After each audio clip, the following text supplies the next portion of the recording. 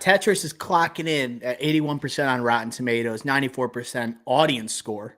All right, we got two highly rated Rotten Tomatoes movies for the reviews this week. Hot start to the new format. IMDb clocking in at 7.4 out of 10. So this is a Taron Egerton vehicle, Apple TV Plus vehicle. Ricky Flicks, before we get into it, I wanted to talk a little bit of Apple TV and like streaming releases because I want to know how many people actually knew about this movie. And I feel like we have clouded judgment when it comes to like anticipation because we're following when these things are announced that Taron Egerton is going to be in this period piece on the tumultuous story of the rights to Tetris. And our algorithms are kind of skewed towards movies, and we have ads that are popping up for Tetris naturally on the drive-in pod feed. So we might be seeing this more than others. Do you think that a majority of people actually know about this movie? No, I don't. I think on like Twitter and Instagram, they're doing a good job promoting it. Like I always to my news feed, but I would say like there's no commercials on it at the Final Four or anywhere else. There weren't any really. So I don't really know how people because I don't know if like your I think your promotions on your social media kind of relates to what you're looking at and your interests. So like obviously they're gonna promote to me. The algorithm's gonna get it to me. But like to like probably the normal average Joe, like maybe not. So I haven't really heard much buzz about this movie online, and it's kind of like this was a good movie. Like I had a good Mhm. time watching this movie, and Taron Egerton like this is a nice little like I thought this was good for him. So like I would like to see the star of Kingsman, which a lot of people have seen, that more people would see this, especially with maybe another Kingsman movie coming.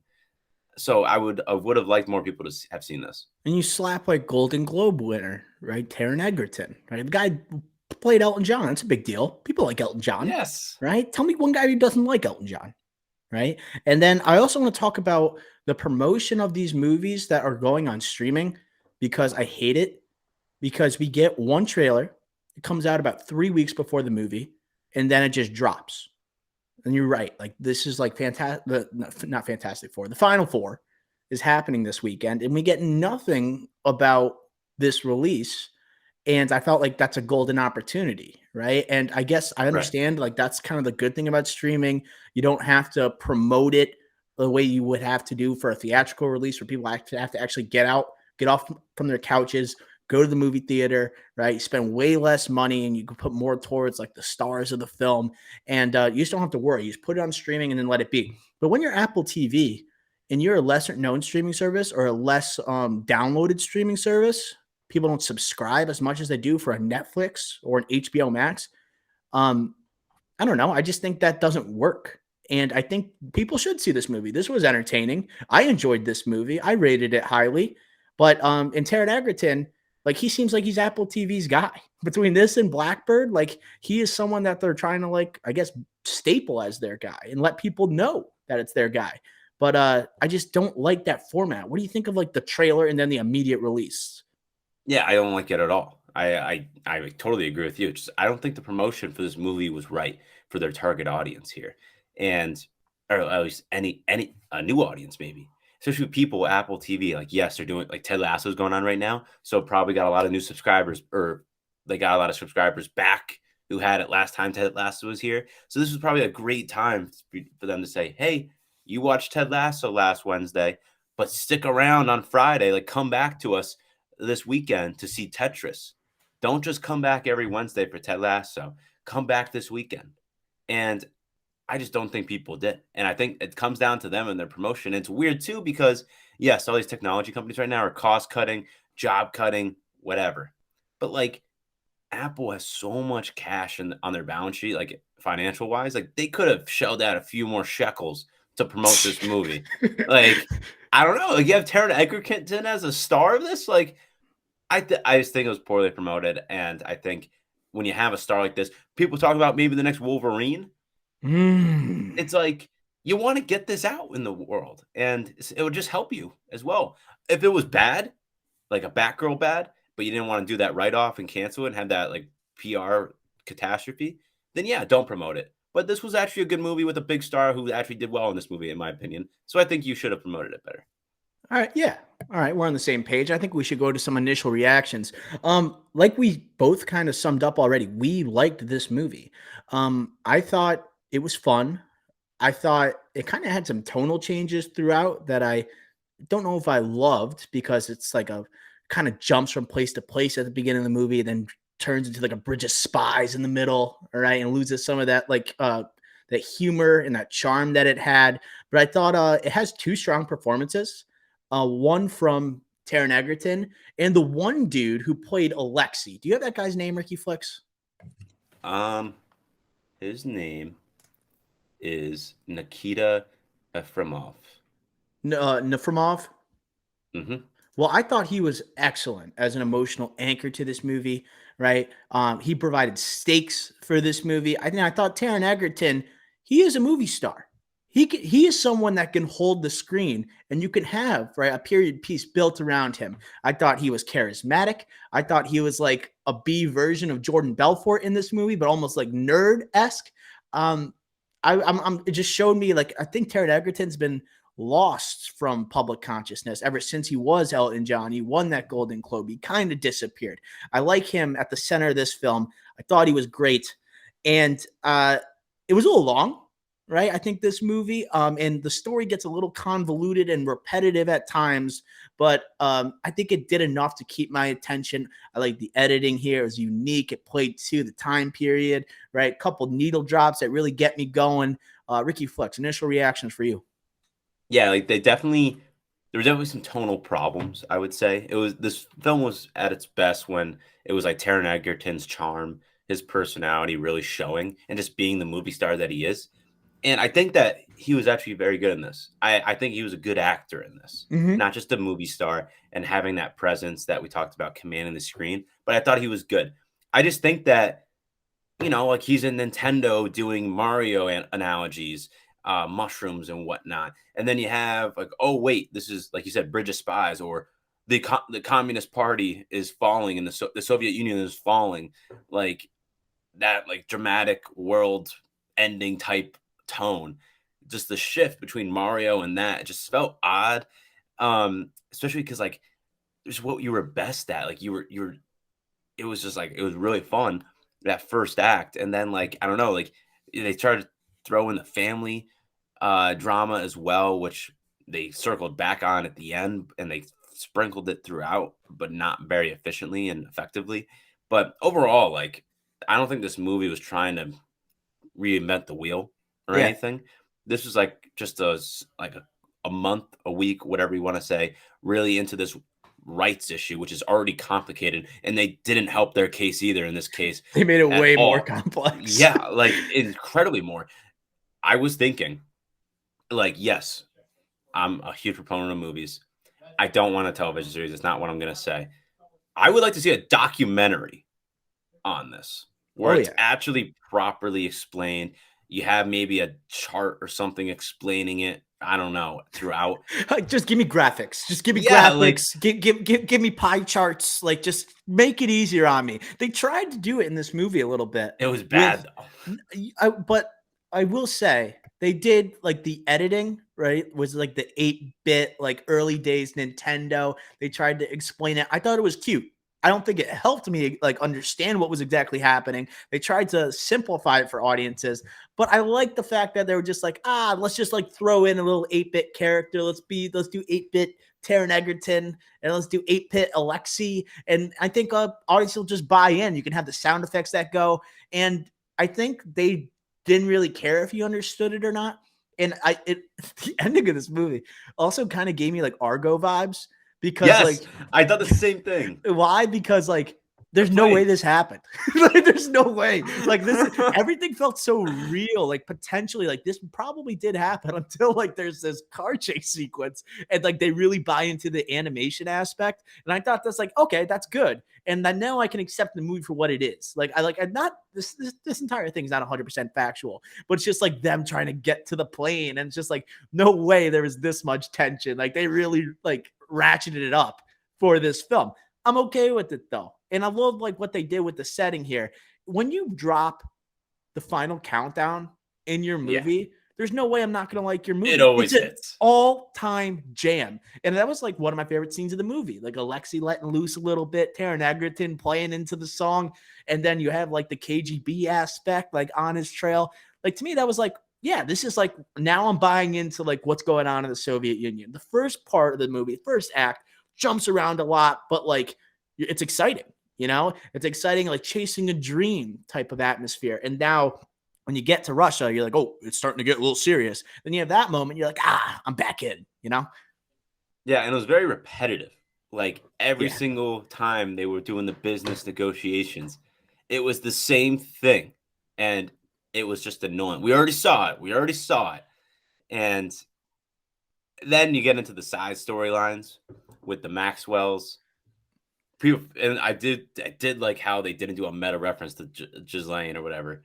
Very good. Thank you for that. And then also the Toby, what's his name? Toby Jones character, Steiner, Rob, He's whatever. in everything, dude. Period Dude, piece, yeah. Toby Jones is in it. Yeah. You need an English dude or a Russian or whatever. He'll like fix the accent a little bit. Boom, Toby Jones. It's just, I felt like his accent in this movie was just a mixture of everything he's done. You know? Yeah, It like just, a little bit because I was like, is he Russian? Is he Captain German? America. Is he American? Like, I just felt like everything was just getting thrown together, and then it's like, oh, but it's Toby Jones. We just like accept it. Exactly. We just accept it. And then yeah, I won't give anything else away because I do think people, if you need a fun watch, similar to Dungeons and Dragons, but more on a serious note here, this is a good watch. Not perfect. Chaotic. This is chaotic. Just the tones. They didn't conclude some storylines here, but they also concluded some in mysterious ways, like the family one. And then the ending, like you said, was just kind of all over the place. But whatever. All in all, like it became an action movie. Yeah, like, whoa. It was a comedy / like, oh, like this is cool. To like Nintendo, nice reference, yada yada yada. To oh my god, this is a Cold War Bridge of Spies. To wait, is this a Fast and Furious movie? Like what? Like, am I playing Mario Kart right now? The earliest version of Mario Kart. I do. I want to say the commies make great villains. Like when they get like whenever they can Always say hits. those commie bastards, they overdid it. But like whenever you say it, you're like, you're right, those commie bastards. I do also going along with that. I mentioned those two performances I liked from Egerton and Efremov, but everybody else was bad. I think in this movie, maybe not bad, but they were hammy. And it felt like they were comic book villains rather than actual Russians during the time. And that's where it's like, also you're buying into like kind of like, this is maybe taking some liberties. It's not taking the story as seriously as if like a more serious director took on this, like a Spielberg and Bridge of Spies. It's like something different, you know? So I'm accepting what the performances weren't at the level. It wasn't consistent, right? At that high bar that's being met.